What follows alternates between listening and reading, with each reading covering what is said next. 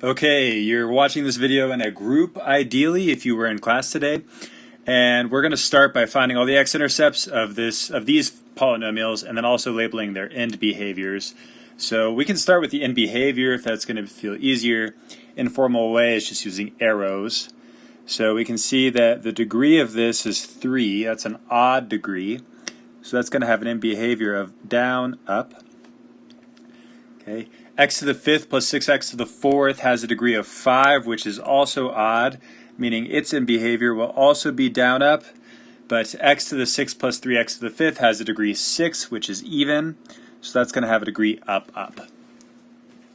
So see if you can find the x-intercepts of these polynomials. You have to factor out a common factor. So let's just go ahead and skip ahead here. So x cubed minus 3x squared, we can factor out an x squared, which leaves an x minus 3. We can factor out an x to the 4th, which leaves an x plus 6. You can see I just pulled out x to the 4th from both of these pieces. If I factor out x to the 5th, that leaves x plus 3. So then I have an x-intercept then at x equals 0 and at x equals 3. I just set both factors equal to 0. I have an x-intercept here at x equals 0 and x equals negative 6. And then I have an x-intercept on this one at x equals 0 and x equals negative 3. So then we've reviewed that if I want to sketch a polynomial, it's good to just put the x-intercepts in. So x equals 0 and x equals 1, 2, 3. Okay, but we also know that this function has an end behavior of down, up, meaning that we're going to have to start down and we're going to have to end up. So the question is, what is the path to go through both of these zeros but somehow end up going up, right? If I just cross through and cross through, well, I can't go back up here because there's no other x-intercept over here. So I'm stuck down here, right? So I must not cross through and cross through. And in fact, what ends up happening is when I hit this 0 at x equals 0 caused by x squared, what happens is I hit this and I bounce down and then come back up. Okay. So let's draw this one. Okay, let's see, 1, 2, 3, 4, 5, 6. I have an x-intercept at x equals negative 6. And I have an x-intercept at x equals 0. And again, my end behavior is going to be down, up. So what happens? How do I get there? Well, I'm going to come up and I go through negative 6, and then I bounce again at 0, and then I come on up. Okay, we're going to retry that. Okay, so we go through and we bounce. So we just bounce off that point. There we go. Okay, so let's try this one. Again, at x equals 0, and then 1 at x equals negative 3. So 1 here and 1 here. And this one has an end behavior of up, up. We found out in the last slide. So we need to start up and we need to end up. And so there's no problem here. We're just going to cross through, and then we're going to review why this is happening, but we do what we call a shoulder through that x-intercept. Okay, so there's those 3 graphs. So let's pause our video and discuss in your breakout rooms. I have x minus 4 times x minus 3 times x minus 2 times x minus 1. Which of these graphs goes with this function, and how do you think you know? So hopefully you've already discussed. If you haven't, I'm going to remind you to pause and discuss which graph goes with the function, and how do you know? Now we can see there's an x-intercept at x equals 4, x equals 3, x equals 2, x equals 1, which both of these have x-intercepts at 1, 2, 3, 4, 1, 2, 3, 4. But you see here that we're just crossing through the x-intercepts, and here we're bouncing off of them. So what we want to review is, why do we bounce off of them like that? So really, the rest of this lesson is about this, a cross through, versus this, a bounce, versus this, what we informally called a shoulder. It could also be called a point of inflection. It's called a shoulder because it kind of looks like a shoulder. You know, I can draw a nice face, right? And it looks like that's hit the shoulder of this person. We're going to move on as quickly as we can from that drawing, because if it's bad, okay. So if we had to split this graph into 3 sections, what would it be? Or into sections, what would it be? And we're going to, again, pause and talk about this in your groups. How would you split up this graph? Okay, we are unpaused, and what a lot of people end up saying is that we split it up into these 3 sections. Okay, we split it up here, here, And here we're just splitting it up by the x-intercepts essentially, right? So this graph is just x minus 2 times x minus 3. Okay, x minus 2 times x minus 3. So that's this graph. That's the graph in factored form. Okay, so we're going to pause one more time here and talk about this. If we want the product to be positive, what do we need to be true about a and b? And what about if we want the product to be negative? What would we need to be true about a and b? Because again, when we break this down, we're just really taking one number and multiplying it by another number, right? And the product could either be positive or negative. So let's pause and discuss that. And we unpause. Well, what if a is a negative and we multiply it by b, also a negative? Well, that would be positive. What if a is negative and b is positive? Well, that would give us a negative. What if they are both positive? That would be a positive. And then what if the other would be a is positive and b is negative? That would give us a negative, right? So if we have a negative times a negative, we have a positive. If we have a positive times a positive, we have a positive. And then, but if they have different signs, then obviously the product is going to be negative. This is going to be important when we deconstruct the graph.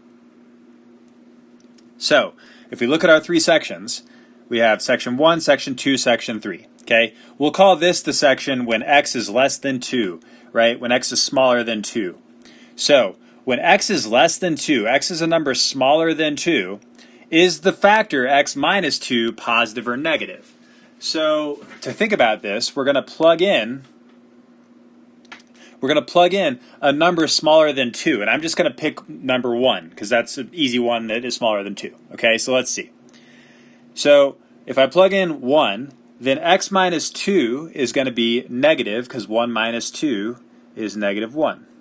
If I plug in 1 to x minus 3, that's also going to be negative because 1 minus 3 is negative 2. And a negative times a negative is a positive. So we're going to say x minus 2 is negative, x minus 3 is negative.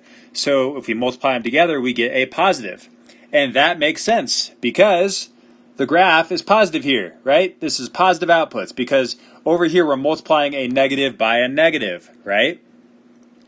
We see then once we hit x equals 2, we dip below and now we have negative outputs. So we have to see what happens.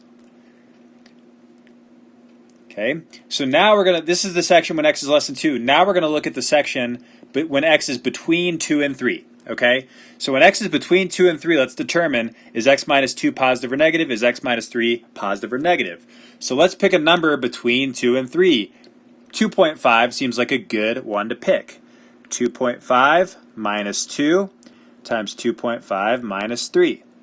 Oh, well now 2.5 minus 2 is actually positive 0.5, and 2.5 minus 3 is negative 0.5, which we have a positive times a negative, which is going to give us a negative result. So now x minus 2 is positive, x minus 3 is negative, so we're going to end up with a negative result now. So what changed? We had a positive and now we have a negative. Well, let's see what changed. Well, x minus 2 is negative, x minus 3 is negative. Now x minus 2 is positive, x minus 3 is still negative. Okay, so now we have a positive times a negative, which makes our whole output negative. Okay, so we've had a sign change, and a sign change is essential when we cross through the x-axis because the only way to go positive to negative is to cross through 0. So what happened is x minus 2 is equal to 0 at x equals 2. So this factor goes from being negative over here to positive over here. X minus 3 is still negative, so we end up with a positive times a negative down here, which gives us a negative. So now, obviously, when we cross one more time, now we're going to end up with a positive times a positive. So in this last section, both factors are going to be positive, which causes the whole output to be positive. So we go positive, negative, positive. So now, 60-second question. You can actually pause and think about this individually, or you can just jump into a discussion. What's going to happen at x equals 2 here? Because we talked about how, that when this factor becomes 0, that causes the possibility to cross through the x-axis. But what's going to happen by having this little square up here? Okay. So let's look at the three sections again. So we have the section when x is less than 2, which another way of writing that is negative infinity to 2. And what we have now is we have 1 minus 2 squared, which is negative 1 squared, times negative 2. Now the overall result is negative because negative 1 squared is positive 1 times negative 2, which is now negative. Now at x equals 2, this factor is equal to 0, right? But when we cross x equals 2, and now we again pick 2.5, which is a number between 2 and 3, well now we have 2.5 minus 2 is positive 0.5 squared times negative 0.5, right? Well, this is again a positive times a negative, which is still going to be negative. So we start negative, we hit x equals 2, and then we stay negative. So why is that? The key idea here is that x minus 2 squared will always be positive. The sign of this factor never changes. This one does change, right? It's negative when x is smaller than 3. It's positive when x is bigger than 3. So this factor is going to switch from negative to positive. We can see here that it was negative. Here it's going to be negative.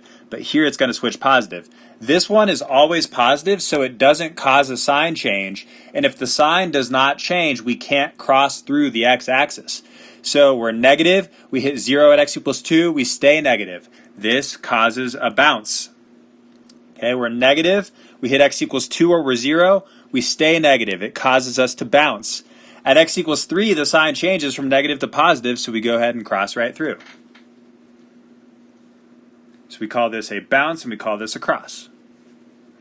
Okay, so it all has to do with the multiplicity of the factors. In this case, x minus 2 changes signs at x equals 2, right? When x is smaller than 2, this is negative. When x is bigger than 2, it's positive. Sign change means we cross through. Sign change means we cross through. In this case, the sign is not going to change at x equals 2, which causes a bounce. So let's talk multiplicity. In a factor x minus a to the b, we call b the multiplicity of the factor. Okay, b even, bounce. B equal to 1, cross, if the multiplicity is 1. And if b is odd, but greater than 1, so obviously if it's 1 it crosses, but if b is another odd number, then we are going to shoulder. Shoulder through that x-intercept. Okay. So let's think about this one. We have x minus 2 cubed times x plus 1 to the 5th. What do you think this graph is going to look like? Okay, well, we know that this is odd and this is odd, so they should shoulder at these two x-intercepts. But what's the difference between x minus 2 cubed and x plus 1 to the 5th? How is that going to look graphically? Well, look at this odd multiplicity. Look at this even multiplicity. This looks a little bit different than other graphs we've looked at because it's a lot flatter around the 0, right? So it turns out when we increase the multiplicity, it actually causes a flatter graph around the x-axis. Okay, the reason for that is here. If you raise 0.9, a number really close to 1, to the 3rd power, this is what you get. If you raise 0.9 to the 11th power, you get a number closer to 0, right? So the idea with these is the bigger the multiplicity, okay, if I do, let's say I do x minus 5 and I raise that to the 101st power. Okay, you can try this on your own calculator if you want. What if I plug in 5.99 minus 5 and then I raise that to the 101st power, right? Graphically, if we have a 0 at x equals 1, 2, 3, 4, 5 right here, okay, and then here's 6, okay, 5.99 is basically right here, right? But what's going to turn out is that, how it's going to turn out is that this output is going to be so close to 0 that the graph is just going to kind of trace along here before it goes up, right? And then same idea in the other direction. So you have this nice flat shoulder. And then same idea if it's an even multiplicity, instead it just bounces, but it's going to be a very flat bounce because the higher the multiplicity, all of these outputs around the x-axis or the x-intercept are all going to be really close to 0 until it shoots up. Okay. So if we look back at this one, okay, we know that we have our x-intercepts at x equals 1, 2, and then at negative 1, okay?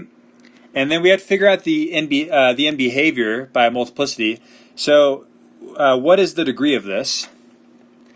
To find the degree, we have to add up the factors. So how many factors are there? There's 1, 2, 3, 4, 5, 6, 7, 8. Okay, an easier way of doing that than just counting that out. It's 3 plus 5, which is 8 total factors. So this end behavior is going to be up, up. So we start up and we end up. And then we just know that we're going to have a flatter shoulder at x equals -1 because the multiplicity is higher. So we don't have to be perfect, but we do want to make it flatter here than it is here. So you can see that I kind of made this flatter for longer, and then I just let it cross on through up here. Okay. So you now have some practice problems to do. You can do these together, certainly, but I do want you to take a picture of that work and submit it to Google Classroom individually. But again, stay in your breakout rooms and work together if you want. You're going to sketch this. You're going to write the function that goes with this graph. Okay, so see if you can work backwards. And then you're going to create a function in factor form with 5 zeros and end behavior up, up. So you want to have 5 different factors. Okay, x plus or x minus something, x plus something, x minus something, x plus something, whatever you want. But you have to make sure that your end result ends up with an end behavior up, up. So you have to think about how you might adjust this, okay? So work on these 3 problems and then submit your work to Google Classroom.